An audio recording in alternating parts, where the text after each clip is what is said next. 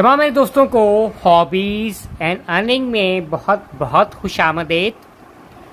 मेरे दोस्त साहब, इस वक्त जो आप मेरे हाथ में ये खूबसूरत सा ये कॉइन देख रहे हैं, ये इंग्लैंड का कॉइन है।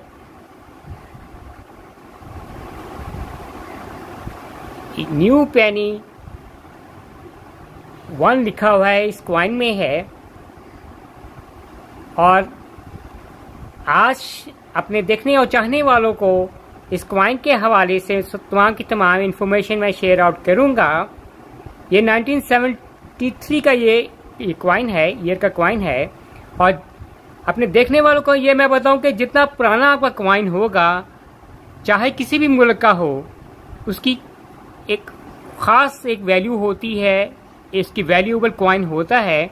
जैसा कि ये आपको ये न्यू पेनी 1 का कॉइन है, क्वीन एलिजाबेथ का ये कॉइन है, DGREGFT का ये कॉइन है।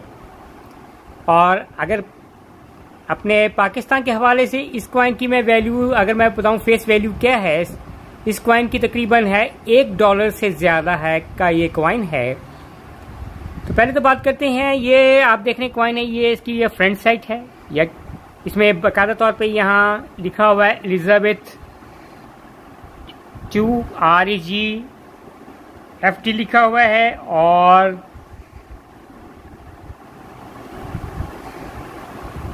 अगर बैक साइड पे मैं इसके यहाँ देखूं तो इस पे है न्यू पेनी लिखा हुआ है और न्यूमेरिक फॉर्म में है, ये 1 लिखा हुआ है।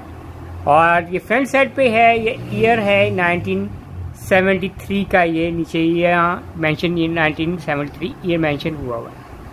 डायमीटर के हवाले से इस कॉइन का जो डायमीटर है वो 20.32 mm डायमीटर है।